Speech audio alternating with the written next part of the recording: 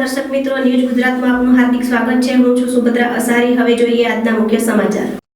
અરવલ્લી જિલ્લાના માલપુર તાલુકામાં સરકારી યોજનાઓના સુચારુ અમલ માટે મામલતદાર દ્વારા મેદાનમાં ઉતરી કામગીરી કરવામાં આવી હતી।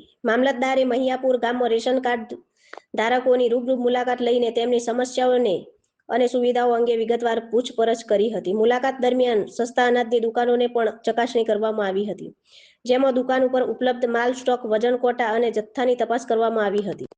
અધિકારીઓએ ખાતરી કરીને રેશન કાર્ડ ધારકોને નિયમ મુજબ અનાજ મળી રહ્યું છે કે નહીં તેની ખાતરી કરવામાં આવી।